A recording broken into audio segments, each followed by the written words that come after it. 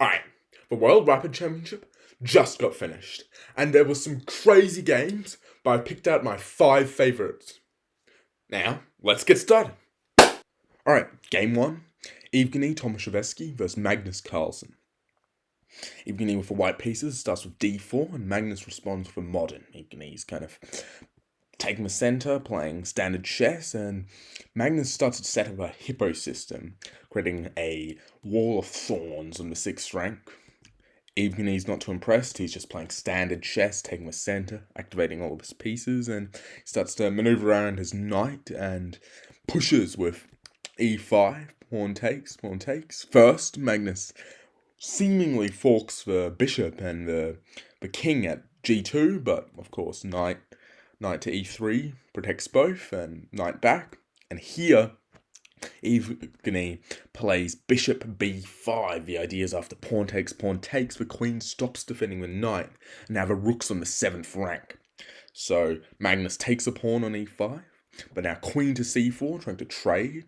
Magnus pulls up the bishop, queen takes, pawn takes, and bishop takes. The idea is, although you lose the exchange, you start winning these pawns, and your 2 knights, your bishop, your rook, all very active. The queen side is terrible for Magnus, so although Magnus is up a pawn, he is actually not the one playing for an advantage here. He brings in his knight, and Evgeny starts activating his own.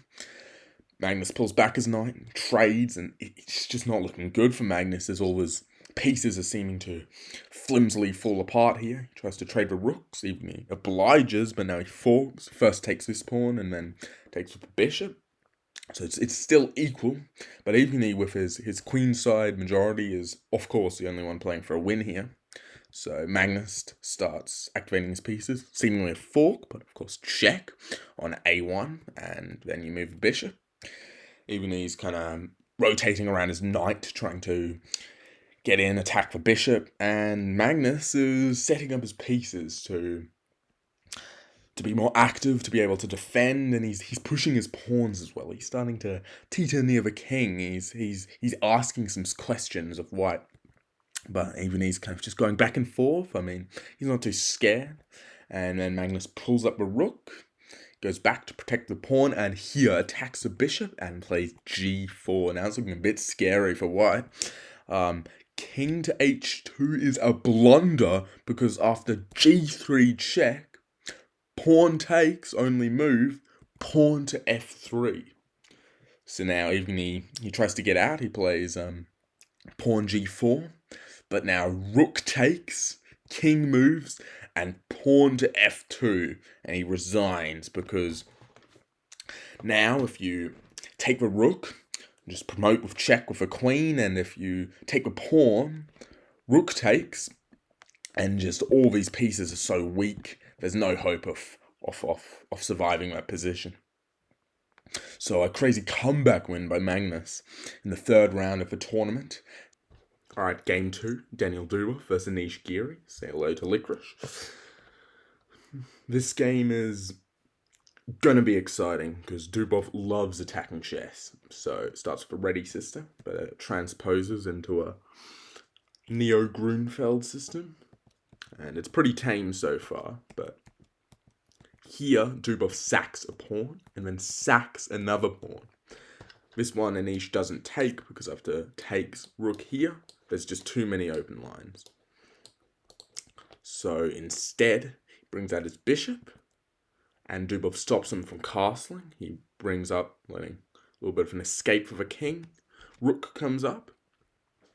And now the idea is to attack the b2 pawn, which he defends. Rook up to b4.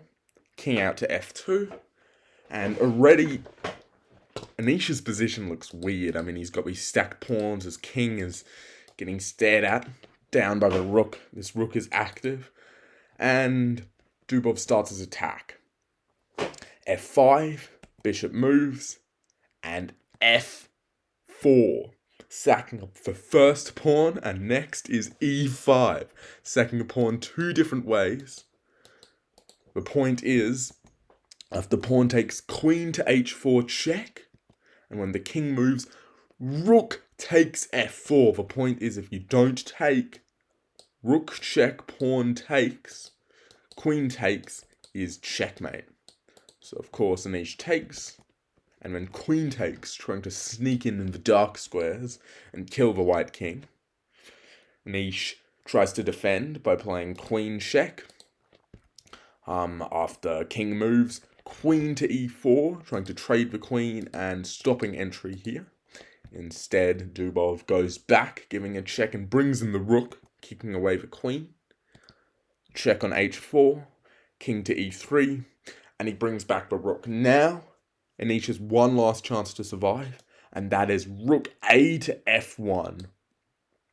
The point is, after bishop h6, pawn push, bishop takes, you sack the rook, and you try to survive that. Same with queen here, you sack the rook, and if just bishop takes the rook, well, although you lose a bit of material, you're still alright, because black's attack won't be as strong with only 3 pieces. But Anish doesn't find that.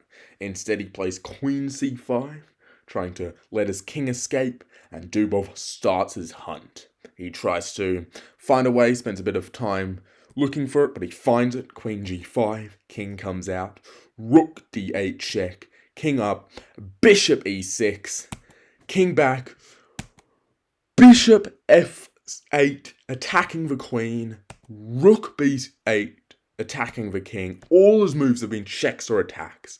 And then queen e7, threatening checkmate. Anish protects by playing a3, and then bishop takes b3, queen takes, rook takes, king takes, and Dubov finishes off the game with a fork on e6. And this is just not survivable.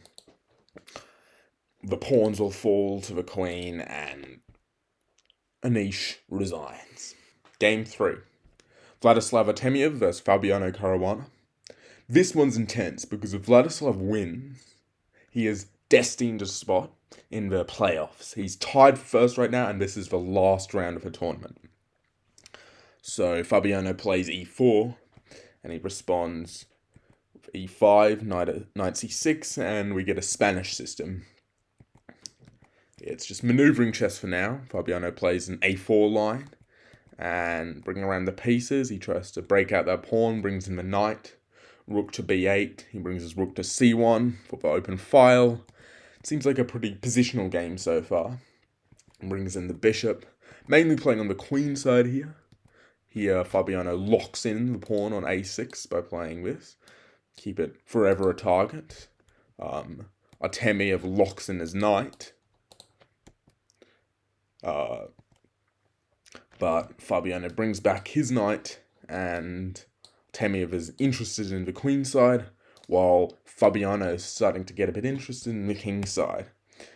Pawn push on d5, pawn takes, bishop takes, rook takes on e5, bishop takes, pawn takes, and Artemiev wins back his pawn. But now Fabiano is getting quite interested in attacking the king, so Vladislav has to bring back his queen to protect. Rook to d1, rook to d8, and rook to d7, almost as if you've ran and tripped just before taking the rook. The point is, if this rook is taken, queen takes, king moves, rook takes, queen has to take, and then bishop takes, and you've got ideas of check, because this queen is here and the king will be here or here, in which case you'd take here with this pin. And it's just impossible to defend. You'll get checkmated very soon. So Artemiev instead takes this rook and rook e7. Now pinning the bishop to the king.